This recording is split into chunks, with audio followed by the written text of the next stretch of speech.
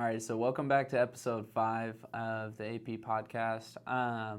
This one is pretty cool to me, a very dear friend, somebody who I think is going to go very far in life.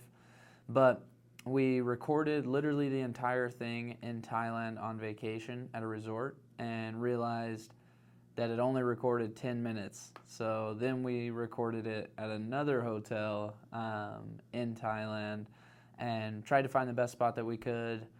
I thought the mics would cancel out a little bit more noise, so, pardon like if you can hear like a subway station in the back or something. And just bear with us. The knowledge, I think the content's super good in this episode. It's just the video quality is a little weird. We had a camera that we forgot to put on auto adjust as the light was going down. But yeah, other than that, I'm really excited for this one. I hope you guys enjoy it. All right, let's get it. Episode number 5, I do believe. Coming back, it's the emergency pod right now. We're deep in Bangkok, Thailand right now. We're at the hotel, and we figured we'd shoot one real quick while we're together. We're busy people. We're not from the same place, so I figured it'd be a good time to get it done. This is John Martin.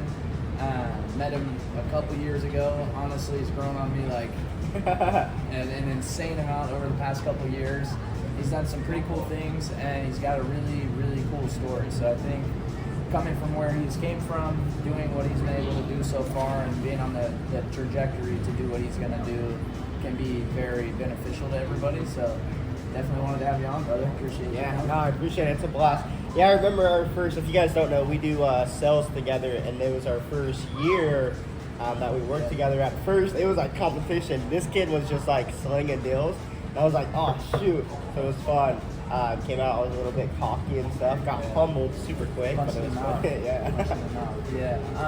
yeah, since then, we've both grown a ton. I figured I want to just dive deep into your actual story. I know a pretty good bit about it personally, just from us talking and kind of getting to know you more over the last couple of years. But like, I want to know the whole thing. Yeah. And I think a lot of people could benefit from that. So that's where we're going to start, dude. Let's dive in, like literally your story from start to now. What is your life like? What does John Martin believe?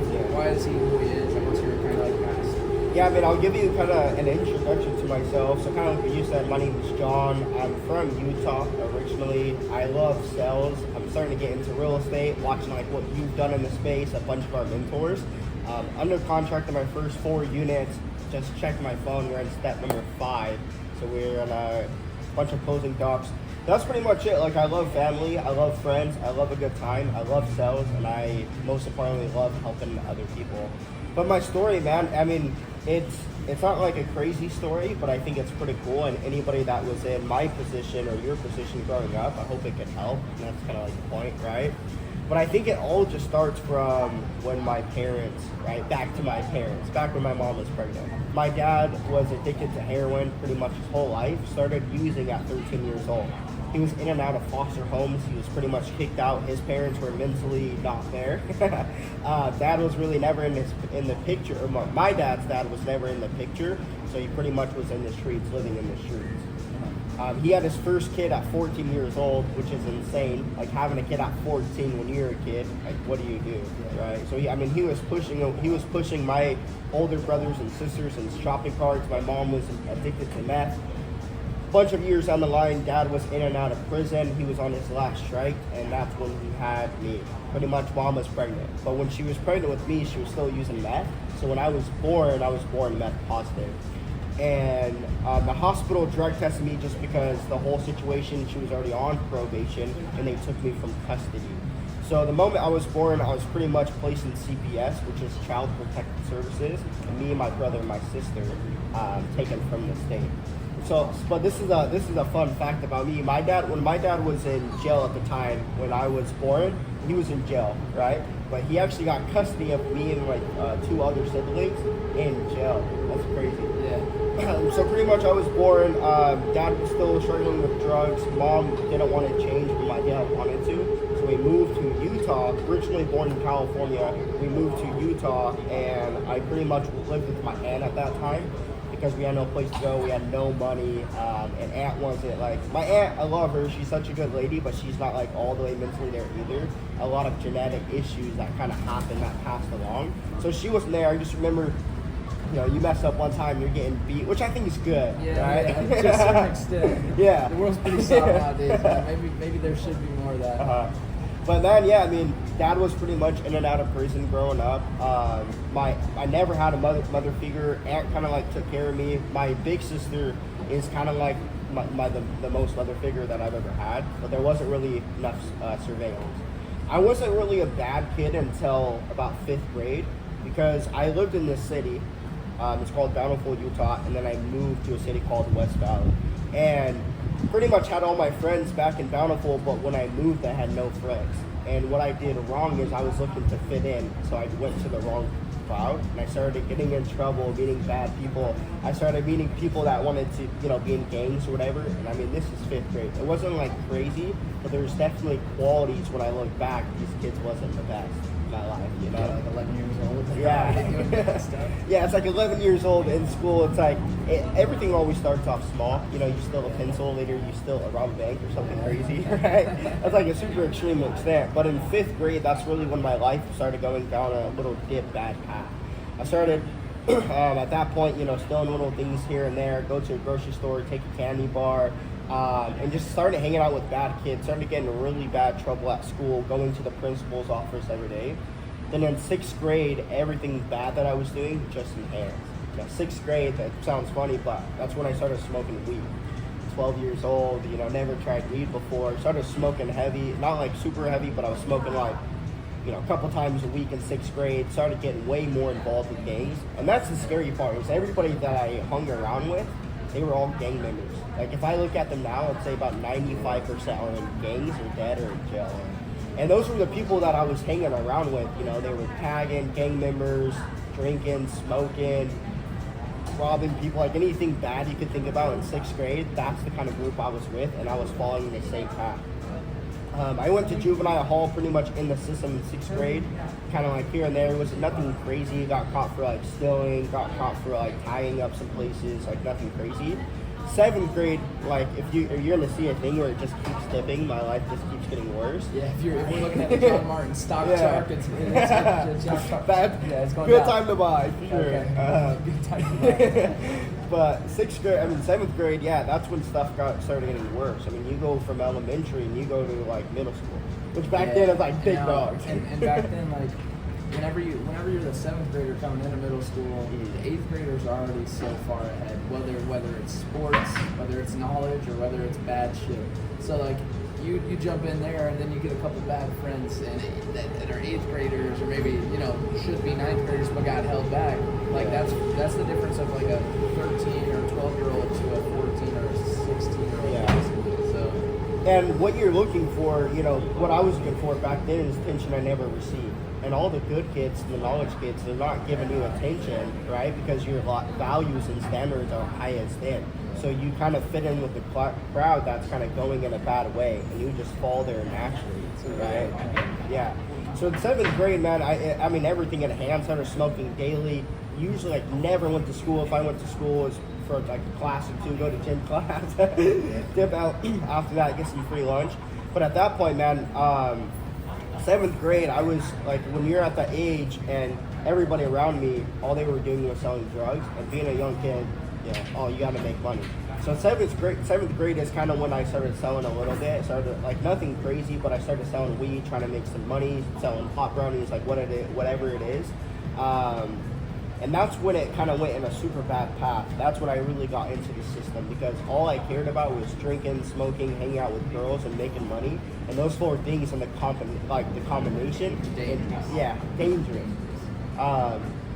And I mean, I never really went to school. Started hanging out with bad kids. All I would do is drink and smoke. And then 8th grade is when it got really worse. I got in some serious trouble in 8th grade. I was on house arrest. I kind of broke into a few cars, kind of got caught. And I was on house arrest, and I went to go freaking hang out with this chick because I'm stupid. And I actually got sent to a 6-month program. It was my first time being, no, that one was a month. So So you broke, like your probation officer Yeah. caught you breaking house arrest essentially, and then Yeah. they sent you to like a 6 month. no, so this is the first group home I ever been in. It was just 60 days, the first one, and it's different. Like when I pretty much went into the group home, I mean, everything enhances there too, because all you're surrounded by is gang members. People belong in a group home. Yeah, people selling drugs, like all these people, and it's like they're never teaching you anything valuable. All they're teaching you is how to do this criminal activity better. So 8th grade, pretty much went to a group home, learned like how to sell heavier drugs, learned more about gangs. Like everybody I was with, it was like gangs and drugs make money. Like that's like the concept, what they lived and died by, right? So I was in a group home, went away from my dad for pretty much a whole month, which at that time, I'm only 13, 14 years old, never been away from home, and it was kind of scary. And then 9th grade is when my life really started to dip bad. At this point, I moved again, but I moved with all the street knowledge that I know. So it's like you go to a new town that's not heavy criminal activity, and you just go mess up the town. It's like the best way I could put it. So I pretty much moved to this small town in Utah. It's Twilla. I lived in West Valley, pretty big. Then we moved to this small town in Twilla. My whole thing was, how can I screw people over and how can I get rich? That might be the big dog. I can Yeah. run this down. Yeah, exactly. So going into it, I mean, that was pretty much my main focus and my main goal is, like make enough money as possible. And at that point, like I always had a gun on me for whatever reason. I started, and this is like the bad path, this is when I started robbing people, taking other people's stuff, which at that point in life, like it's such a horrible thing to do when you take somebody else's thing. But also growing up, when being meth positive, like I have addictive personality, so anything I do, I'm gonna keep doing it. It gives me that special dopamine or that special release. That's interesting. Do you think your dopamine receptors were kind of like shot by the time you were born? Like, Yeah. Is that actually like a medical, probably like a scientific statistic? I mean, I'm not like a scientist, but I can only imagine because having meth in your veins at like Born, yeah. literally young and minus 1 month old. You Yeah. know what I mean? Like that's insane. It's got to do something. So I could definitely see it. Just the addictive personality. I see it in sales too. Yeah. But finish kind of the story for sure. But yeah, no, 9th grade I started getting like really, like it was a really dark path in my life, because I started robbing people. I started selling heavier drugs, like started dipping, like selling heroin, started selling meth, started selling crack, started doing coke, which is a really bad point in my life. Pretty much started doing coke almost every day, started smoking weed, drinking, did like Xanax and stuff, but I always try to sell stuff. But then I got back into the system in this new town, just being around stupid people, always looking for fights, always thinking I'm like the big dog, And pretty much the whole year, my 9th grade year was just robbing people, selling drugs, trying to make money, and that's pretty much it. Which sucks because like when you go back then and like, oh, I want to make money, and you burn all your clients. And this, you could use this in any business aspect. Like you burn clients, they're not coming back, right? So 9th grade, I pretty much burned all my clients. At that point I was selling drugs, so nobody was like, oh, I don't want to buy drugs from John anymore. Then after that happens, then you have to look for another source of income, right? So then you start robbing other things, bigger things, breaking into as many cars as possible. If a new kid comes to town or somebody doesn't know you, like you're taking their stuff, right? So that's when we really started dipping heavy into like selling drugs. Like that's pretty much my story. Like, sell drugs, beat up people, trying to get into like some fights on the weekends or whatever it is. But 10th grade, I went to a 6-month program. It was called Pine Ridge, and I got caught with a gun. I took a charge for somebody, which is stupid and you shouldn't do, because if it's not your responsibility, you shouldn't take care of it. But pretty much we got caught in a shooting like incident, like gang involved or whatever. Somebody jumped me, then we went back and all this crazy stuff happened, and the cops caught me up. And I took the rap for everybody else because, being a young, naive kid, like, that's all. Prove yourself. Yeah, like, that's all people tell you to do, which is stupid. So, yeah, 10th grade, at this time, I'm like 14, 15 maybe. I was gone for 6 months in a group home called Pine Ridge. And it's kind of like the same story, like, you go in there and everything enhances times 10. Because all these kids are now older and they know more about selling drugs. They're not just wannabes anymore. Yeah. They're really doing it. Yeah. The guys that the younger kids are going to now to try to get put on. Yeah.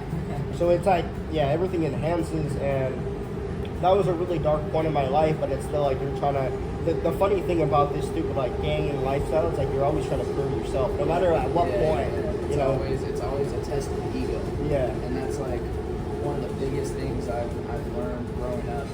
I grew up in a small town where there's a lot of idiots as well, and I wasn't always the smartest guy. Growing up in those environments or around those people where people are doing bad things or you're, you know what I mean, whatever it is. Bro. Yeah. There's always a fight, there's always somebody selling drugs, there's always a party. Growing up in that environment, you start to learn, and this is looking back on it though, and I know you feel the exact same way.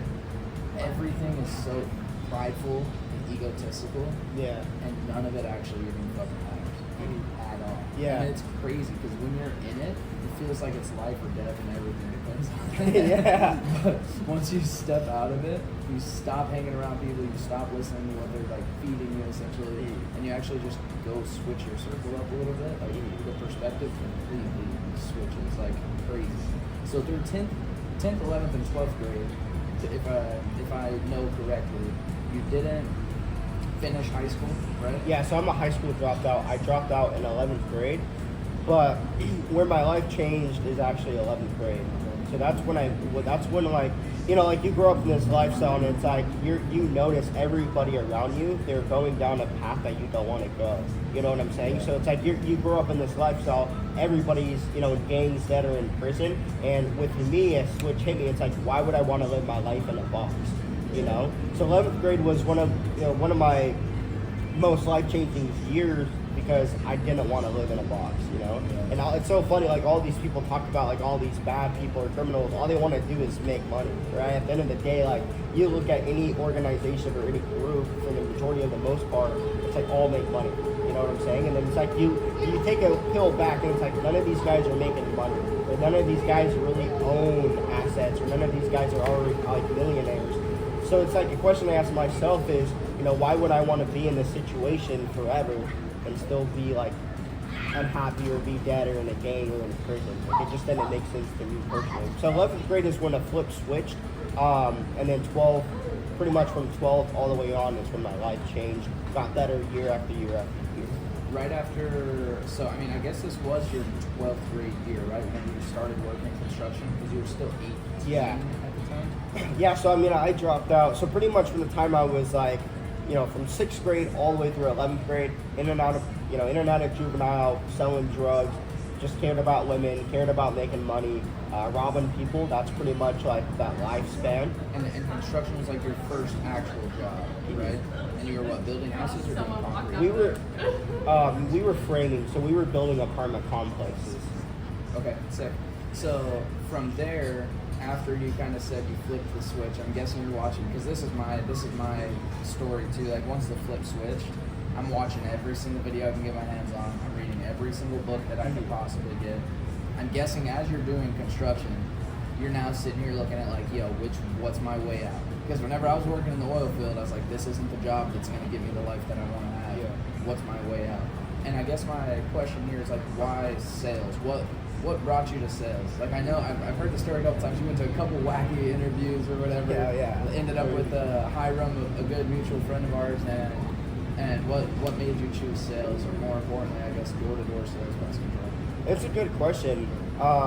You know, back when I was working construction, I mean, everything I say is going to be backed by a why and why I do it. But when I was working construction, I was building apartment complexes. And the question I asked myself is, why am I building this? Why don't I own it? So that was like the first, like, how do you say it? Epiphany. Yeah, that was like epiphany. It's like, why not? Why am I building it? Why not just own it? And then you start looking into real estate, and you see 90% of millionaires come from real estate, and you see all these crazy things about real estate. I mean, it's a long-term asset. You can hold it. You can do whatever pretty much with it. You know, it's not a quick. You're not going to buy one property and become a millionaire. Yeah. But it's like long-term wealth, and then my why for this and why for pretty much everything is generational wealth and to help others, right? So that's like my why and why I kind of looked into real estate. Excuse me, but the reason for sales, man, I just wasn't happy. Like I was working the 9 to 5, I was grinding, my paychecks weren't getting better. I was putting in work, you know? And a question I asked myself is, why would I want to be in the same company for 50 years to still be broke? Living paycheck to paycheck, driving a broken down car, and having a Yeah, and having a bad body. You know what I'm saying? And so it's like, that's the question that's another epiphany is like, why would I want to be in the same industry with no growth that I'm still going to be broken? And I see a lot of kids that do that, and it's one of the most scariest things to me. It's like they work at a dead-end job with no growth, no skill. Like if you work and not making good money, but you're learning skills, I'm all for that. That's like actually super smart. But what happens is when people work in an industry with no money, with no skills, even if you're making good money, dude, like even if you're making $30 an hour, you're only gonna make $30 an hour because you're not learning or growing other skills. Yeah, and I was the exact same way. Like the big thing that you were saying is like, why would I just like sit here and destroy my body for 40 or 50 years to live an average life? And I think that's the scariest thing in the world. Like we're in Thailand on a 5th-story pool right now, looking at a bunch of skyscrapers. Like at what? You're 20 now. No, Yeah. Yeah, you're 20. I'm 21. Like. If we could literally replay the different scenarios, if we stayed in those vehicles, we would probably, when it's Tuesday at 6:09 p.m., we'd probably barely be getting off work after working a 12-hour shift and making $150 or $200 today, or maybe $300 if we got a raise. Who knows? Yeah. Right? But instead, we chose sales, and a lot of the times, people don't choose sales because it's hard, because it's risky, because it's not guaranteed. But to those people, knowing what it could bring you, having your experience now, not being honestly, John, you're not a particularly natural salesman, right? Like you're not the sharpest guy in the room all the time. Yeah. And it's not me throwing a shot at you. It's No, honestly, it's true. it's honestly It's true. a compliment. Yeah. You're not the sharpest guy in the room. You're not like special by any means. Neither I don't feel like I am necessarily either.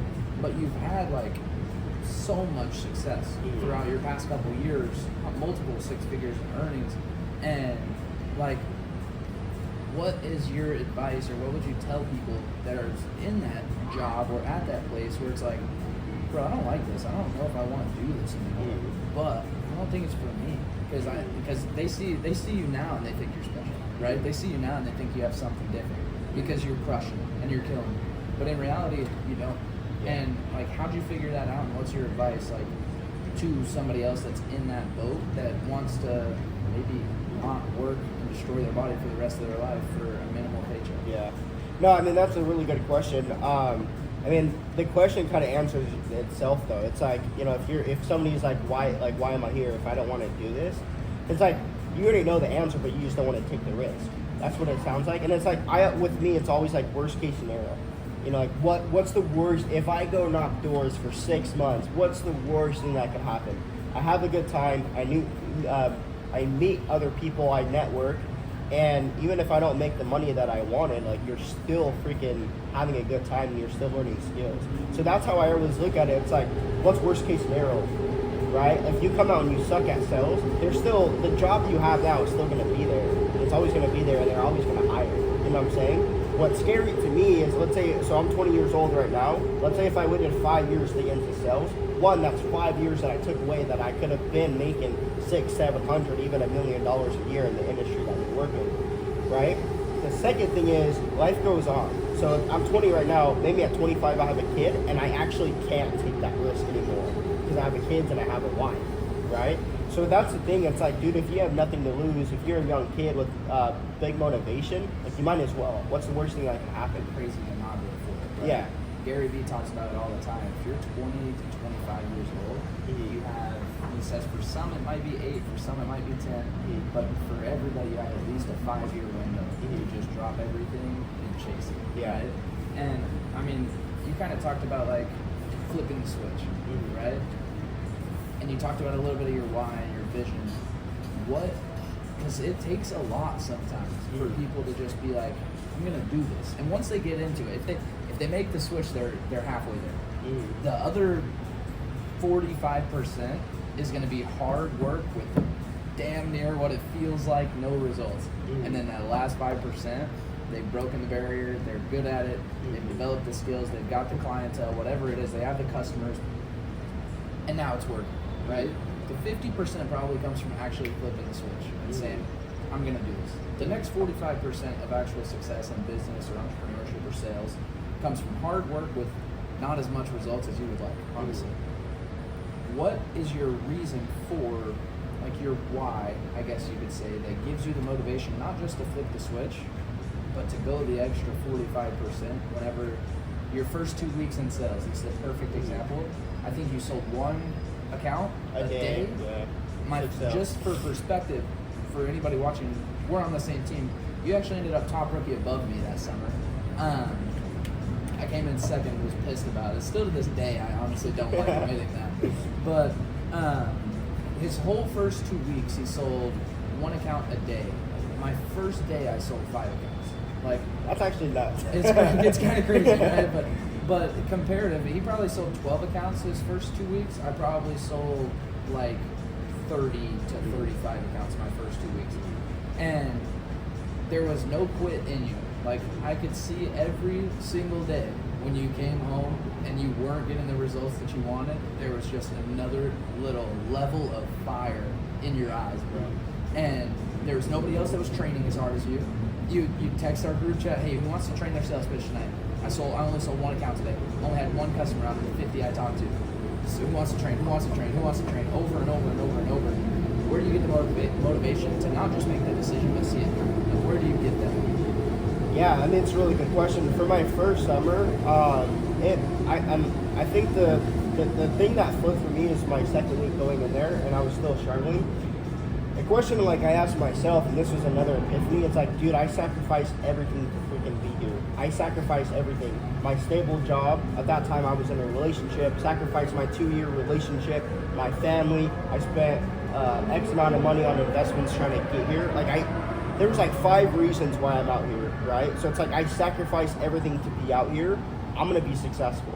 And another thing is, I'm a high school dropout, and this is a really good thing that I wish everybody could do. And it's like, if I fail at this, I fail at life. If I fail at this, I die. I could guarantee if you're in sales, and I mean, this is gonna sound crazy, but if your mom counted on you getting 5 sales that day, or she's gonna die, you will freaking figure a way out to get 5 sales, no matter what. It would happen every single time. Mm-hmm. Yeah, so that's where it made a shift for me. It's like, dude, I sacrificed everything to be here, and I'm gonna become successful. If I don't, I fail at life. Because I mean, it sounds funny, but it's real. Like, I would never get like a good high-paying job. I'm a high school dropout. I would have had to go back to construction. And it's like, if I do this, if I fail at this, I fail at life. And that's when it's like all in. You know what I'm saying? And for this job, you have to be all in. You have to be committed. If you look back to our first year doing sales, me and you were the only ones. I mean, there might have been other people, but me and you, for the majority of the most part, were training the pitch at night, getting better. That's all we focus on is how can I get 1% better at this craft. And if you look back, that's why 1 year, and now finishing up year 2, we're the top earners in our group. You know, like, I made over 230 grand. You freaking made over 300 grand at 20 years old. We're both 20. You're 21, but it's still the same difference. And it's just because the extra work that we put in. We didn't put in, 10 hours extra in a day. We put in an hour extra. But you put it, yeah. And I feel that so crazy, man. Like, I can't even explain what it felt like. How you're saying, where it's like, I do this or I die. It was like, I don't care what I have to lose. I don't care what's in front of me. I'm going to get this, and I am going to be the fucking best. Yeah. At this. You have to have that mentality of, like, I'm going to be number one. Like, even like right now, you want to be number one, I want to be number one, but it's still friendly competition where I want you to be number one, but I also want me. It's super hard to explain. Yeah, no, you have to have that mentality. Yeah. And competitors will kind of feel that regardless, but that right there, that's the difference. Anybody, and I've seen it too. I've seen people make the little jump or give it a shot, then they show up in 2 weeks, they're like, at the 2 week mark, same as you, bro. The exact same situation. Some of them maybe even are doing better than you were your first summer. And they're like, I don't know, man, this is hard. This sucks. I can't do this. I'm going to go home. And they haven't burnt the bridges. Like, they haven't burnt the boats. There's this saying, it's like, if you want to take over an island, and I'll use Christopher Columbus as an example, okay? If you want to take over an island, if you're Christopher Columbus and you show up to the Americas and all the Indians start shooting their bows and arrows at you, it's going to be really easy to say, dude, let me get back in this boat and go to England. But if Christopher Columbus pulled up to America, lit a match, threw it onto the boat, you would figure, no way, there's no other option. You have to stand fight back against the wall, right? And I think there's something to be said with that, man. Like, if you can put put your back against the wall, and this is something that I'm even doing this year, like a teachable point. I've made a ton of money, so have you. Both of us are investing all of the money we can right now, so we're back in that. Oh, I'm still hungry. I'm not full. I don't have all this comfortability anymore. I'm gonna be broke. Yeah, exactly. I'm gonna be broke coming into my next summer. That way I can like replicate that back against the wall that I had my first summer whenever I only had $1,300 in my checking account. Yeah. You know what I mean? So I like that. Back against the wall. Like, and you said believing in people is what. Yeah, you so like. the biggest thing that I learned from this first year is believe in people, dude. Like, if you believe in people, like you're changing their lives already. There's been a point in my life where nobody believed in me but myself, which is a good quality that I had. I mean, that's why I kept, that's like a striving force of why I kept, trying to do good. But a lot of times, man, people don't believe in themselves. So if you could change that little dynamic, it's like, dude, I believe in you. You got this. I'm on your side. I'm in your corner. That's going to make a good leader right there, just having that one asset. And then also being reliable as well. Like, honestly, I'm not the most reliable person, and that's something I'm trying to work on. I mean, if you look at Mark, you text him, he texts back. Yeah. And I'm not like, I'm working on stuff where I'm only 20, but I also learned that and how to be a good leader and how to be a bad leader. And the key quality is, like, if you believe in your reps, if you're reliable and you're always there for them, and you'll do whatever to make sure they succeed, like, you're going to be a good leader. In this job, you almost have, and I mean, I could be wrong, you led a huge team, but I feel like you almost have to put your reps first before anything else. Because, I mean, you experience, people are pitching you at 1 in the morning, you're like, I want to go to bed, but it's just that extra effort that you give and believe to your reps, and that's why they did above average. And it's not even all that the extra effort helps them that much. My one thing is just the value of relationships. Mm-hmm. Like, if you can have a good relationship with people, mm-hmm. and it goes from the leader to the squad, from the squad to the leader as well. Like, it's mm-hmm.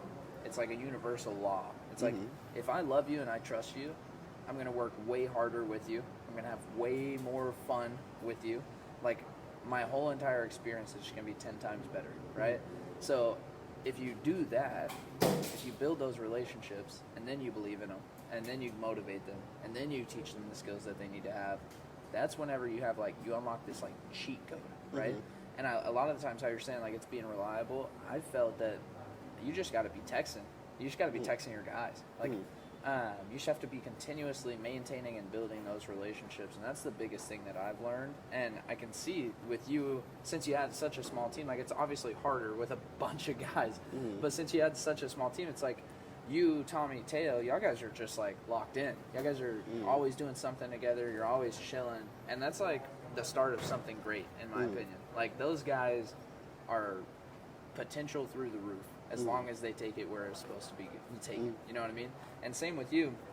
It's another thing that I could touch on. This is going to be very sales related, but I'll literally just ask for, like, a quick tip sales wise, because to give people perspective, no matter what kind of sales you're in, door-to-door sales has principles that can apply to life, honestly. You don't even have to be in sales. But if we're going to go sales specific, you did $400K in pest control sales last summer, and that is something that, I mean, I would say, I could be wrong. I know our company had like 40 people who had done something closer. Yeah, 37 reps on our company hit 400K. 500K, right? Yeah. It was 500K. So we probably had 50 to 60 people in our company that did over 400K, and the second best competitor is a company that subcontracts through us as well. They probably had 40, 50, 60 guys, 70 guys maybe, hit the exact same number. I think they had like 31. Yeah, okay. So there's maybe 100 or 200 in the entire industry that have done over 400,000, which is what you've done, out of tens of thousands of sales reps. What is, like, your sales sauce? What's your secret to it? Yeah. I think if you ask me for the secret sauce, I think it boils down to 4 to 5 things. The first one is belief. Like, if you want to hit a big goal, you have to believe that goal is possible. And that's, like, so go back, and I'll give you the 4 principles, but it's like, you have to believe. Whatever it is, you believe in it. The second thing is you commit, and you commit all into that goal. The third thing is you're confident in yourself and the ability to hit that goal.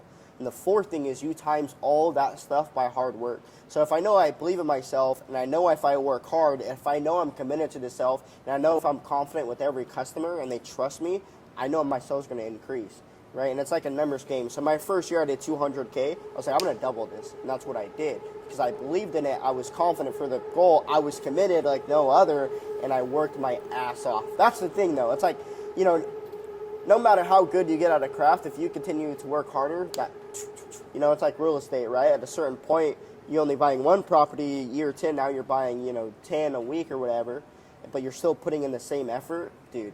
Just different results. Rocket ship. Because you're better at it. Yeah. Okay. I love that, actually. I can feel that. Like, I'm hopefully people can feel that through the camera, but I can, like, feel the energy that came off with. But, yeah, other than that, real estate, as far as real estate goes, I know you're a big goals guy. So we obviously have a couple mentors, right? You have access to some free courses and all that good stuff. So you know what you want to do. In terms of units, which route you want to take. Is it multifamily? Why real estate over stocks? Like, what's your game plan essentially with real estate? Yeah, and like the longevity, definitely multifamily. I want to own apartment complexes like big building, kind of like that, like Grant Cardone. For people that don't know too much about real estate, is your reasoning towards that just because it's more units under one roof makes it easier to manage? Or is it more cash flow? More cash. The plays where more leverage. You can buy a ton of units, raise the rents on a ton of units immediately, and cash flow better, more leverage. I mean, if you get 100 units and rents are down even $10, you raise them $10. I mean, that's a lot of extra money. Yeah. Right. And it's like not only that, you're also helping more families out. You're also more money that you can help other people as well. So it's not just for me to like, become this, billionaire, but it's like also people are always going to need a place to live. So if you could go in there and make it a bit more livable than it already was, one, you're adding value to their life, but two, you're also making the money that you're worth for it. Yeah, and two, if you can raise rents, once again, for people who don't really understand real estate, in commercial real estate, the property is only sold based off of how profitable it is. So if you come in, you have incentive to make it look nicer, so you can raise rents, so your property is now worth $1 million or $2 million more than what you bought it for. And that's kind of the name of the game in terms of commercial real estate. But why real estate instead of stocks or whatever? You said longevity. Yeah, long-term wealth for sure. Everything I do is backed by a why, so it's like, and how can I teach others? You know what I'm saying? So it's like, why real estate? Because one, 90% of millionaires come from real estate investing, right? But two, it's also like longevity. If I buy a property, right, I could give that to my kids. Their kids can give it to their kids, but I could also teach them. Like real estate, it is a bit tricky, but once you learn it, it's not like crazy. It's literally punching in numbers. That's all. It's honestly, there's more than that. Like you have to have enough finances and all this stuff, but that's something I want to get across too on the podcast, man. You will make mistakes, and you're not gonna know what a leak looks like in the ceiling, like an old stain of a leak. Like you're not gonna know if that's good or bad, or if it's normal. You're not gonna know like what a good roof looks like. But that's why you have inspectors. That's why you get inspections done before you buy properties. Learn to run the numbers and run them 100, 200, 300 times. And once you get good at running the numbers, you can look at a house and say, oh, that's probably a pretty good deal. Whether or not something bad or good goes wrong or happens or doesn't happen, you'll still be pretty safe on that. And that's why I like real estate because, and I've done this too, I've researched the stocks and the stocks are like a different game if you want to understand that. Like you have 30-day moving averages, you have economic factors, like if you're playing, short to mid-term puts or calls, swing trading stuff, like that's a lot deeper and there's a lot more that can happen. There's a lot of variables. It's a little bit more like gambling. But if you know what you're doing, it's calculated risk, right? Yeah. But with real estate, it's like, dude, I know this, like if I buy a house in LA, it's like I know LA is going to have people in it for the next 100 years. Simple as that. Yeah. This house will cost more in 100 years. If I can rent it for more than what the mortgage costs and it gives me X amount of dollars a month on paper, I'm good. Yeah. Great investment. No, I agree. So my number one reason to buy real estate is, longevity. Like, I know I can hold it forever. The second thing with, like, why I personally choose real estate, is not only because of longevity, but it's also, sorry, my thoughts starting to slip, but it's also like, how do you say it? Passive? It's passive, yeah, but it's blanking me.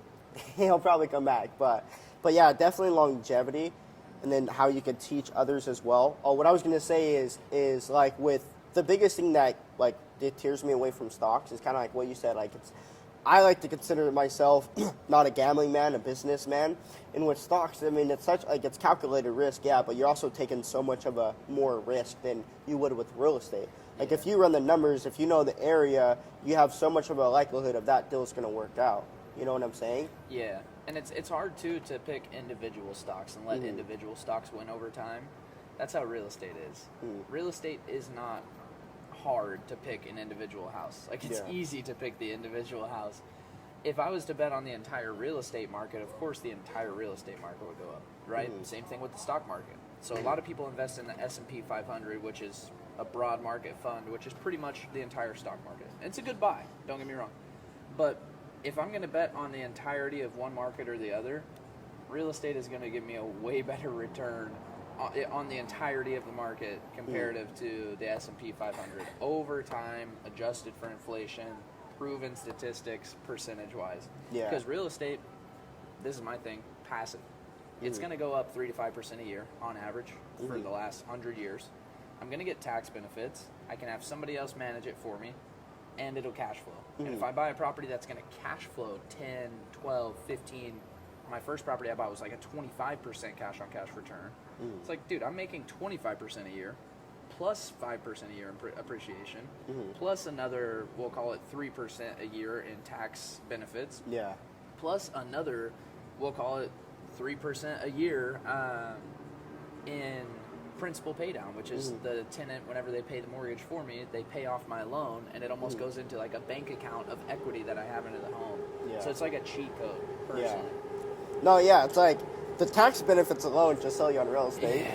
But the other thing is, I mean, I've looked at stocks. I mean, I know you have to hold it for a certain time, but if you pull out like your first year, what do you get taxed 40%? Yeah, so short-term versus long-term capital gains. It depends on how much you gain or what bracket you're in, but yeah, short-term capital gains versus long-term capital gains are a whole different ballgame for sure. But the other thing about real estate, dude, and this is what like blows my mind, is people are always going to need a place to live. No matter what, humans are always going to need shelter. It's just how humans work. Yeah. And I know if I have real estate, let's say the US dollar collapse or stocks and crypto collapse, with the property I have, I could still trade whatever we're using as value in the society. Yeah. And that's a cool thing to look at. It's like, you know, if all money doesn't work, I have a house and somebody's paying me freaking rocks and stones that are valuable, I could still use that rocks and stones. It doesn't matter if the U.S. currency dies tomorrow. And I talked about this with Josh Cranenberg the other day, too. In Utah, or not Utah, Georgia, whenever we were in Atlanta. Georgia was sick, man. But yeah, just talking to him, like, if currency dies tomorrow, humans are going to have to find another form of currency. And maybe it's a place to live. Maybe it's a good or a service, right? So if you can hedge your bets, I guess you could say, and invest in something that's good no matter what, you'll always be good no matter what, right? So real estate's that thing for me. But we've talked a lot about impact on the podcast. How do you plan to make it happen? How are you going to impact as many people as possible in your life? Yeah, this job we have is such a life hack, dude. Like, I love Aptiv. I love the people that we work for. I love doing summer sales. And the reason why I love it is because of the ability that you have to change people's lives. In all honesty, I wouldn't be in the position I'm in right now if it wasn't for this job, if it wasn't for people believing in me. My first year was rough, and I wasn't the best salesman, and I was also still coming out of troubled age. But having that ability to freaking crush it gives me so much more. It gives so many more people opportunities. So to answer your question is, how am I going to impact other people? It's like, come out, dude, do summer sales. Let me teach you. Let me mentor you. But if you don't want to do summer sales, you can still text me, call me, like whatever I can, and try to respond in any knowledge I can. Like, I don't have like crazy knowledge. Like, where I'm 20, I'm still learning. But how I'm going to impact others this year is, hopefully they come out and crush in sales. make the most money they made in a couple months, with also getting new, more like better mentors and people, that they could win around. And that's kind of like how I kind of plan on changing lives, is through this job, because I'm so freaking passionate about it, because it changed my life. But that's like my number one thing. The second thing is through social media. Yeah, I was about to say, this job won't last forever, obviously. I mean, this is a really good tool, but you'll probably only be here 10 years, 15 years, but who knows? Who knows, right? Like, it's only time will tell. But after the job's done, what's your next tool? Social media?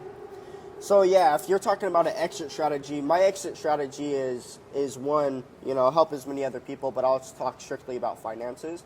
So my job is, I've been here at Active for 2 years. My plan is to bring enough people out and do good in personal sales where I could keep buying real estate year after year. Now, if I buy real estate for 10 years while also making a good enough money here at Active, because the money doubles. I mean, it stops at a certain point, but it usually doubles at Active to like year 4 or 5. Just to make as much money as I can through Active and keep buying real estate. And if I know I do that in 10 years, I won't have to. I'm still going to work in 10 years, but I have the option not to work. And at that point, once you're worth that much and you could use your leverage against to buy other properties and equity or whatever it is, then that's where it starts becoming like you're just eating everything. And just document it all as it's going. Yeah. And try to, this kind of what I started the podcast with, change people through your story, right? Because imagine how much more, your story is inspirational right now. Imagine how much more inspirational it'll be whenever you're the next, you're the Mexican Grant Cardone. You know what I mean? Like, that's the goal. But yeah, to end it off, what is the Mexican Grant Cardone's legacy? Yeah. What's what do you want to be remembered for, John Martin? Yeah, if I was looking at my grave, I'm freaking a ghost or whatever, looking at my grave, I'd say, like, honestly, like an honest man or a good man. Like, I just want to be a good man, an honest man. Like, we've all made mistakes, right? Everybody makes mistakes every day, but as long as I can learn from them. So if I'm looking at my grave, like, John was honest, he was a good man, he cared about others. The biggest thing for me is, like, a family man. I want to be a family man, have kids, have a wife, but to sum it up in a few words, like, a good family man, an honest man, and a man that helped others, like, that's what I want my legacy. And if you want to throw, like, financially free, who's a billionaire or something cool in there, I think that'd be cool. But the three most important things, a good man, honest man, and a family man. Then freaking wealthy rich. I'll end it on this. A lot of people would struggle to feel like a good man after they've robbed people, sold drugs, done bad things. But I say it all the time, your biggest disadvantages in life are your biggest advantages in life. Do you think you wanting to go down as a good man, a great family man, comes from you maybe feeling like you missed some of that in your previous life, or you didn't have this or that, or you know that you did bad things? Because I can feel that personally too. Like, all I want to do is be X, Y, or Z because I haven't been X, Y, or Z before. Yeah. You know what I mean? Is that where you think that comes from? Dude, that's a really good question. I mean, that's like digging deep. I think the reason why I want to help others is because I did so much bad stuff to others. Like, never really thought about it, but now that I think about it, it's like, why does John want to help everybody? It's because he was in a bad position where he was not helping anybody. Yeah. So I think that's the biggest reason why I like, my number one goal is to help people. It's just because I've done so much bad. And it's like, dude, like, back to the point, it's like I was in a bad position where I didn't want to know, like, where I didn't know where to go. And if I could change somebody's life and give them a direction where they could be financially free and they could learn and grow and help others again, like, you're creating a society where everybody wants to win and help others. I'd say, like, that's my biggest driving force for everything. And that's why I do it, is because I was a bad kid. And I've been in that position where I was hurting others, taking others, selling other people drugs, which sucks. Dude, I love it, man. I have nothing but confidence that 40 years down the road, 50 years, like I say sometimes in modern medicine, 150 years, man, who knows when we're going to die. But I have 100% confidence by the day you're gone, people are going to call you a good man, John. Your positive impact will drastically outweigh the small bit of negative that you've done in the past, brother. We'll wrap it up. It's been a good one. It's been real, dude. I'm excited. But love you, man. I love you. And if you're watching this, come out with AP, do some sales, crush it. I promise you, If not, text me and we can have a whole conversation. But I promise you, it'll be the best decision that you've ever made. If you made $0 and you still came out this summer, It's I always a promise good you, experience. it'd be worth it. Yeah, But, absolutely. dude, we'll see ya. Other than that, like, comment, subscribe. I'll be back in 2 weeks. Let's do it. Money.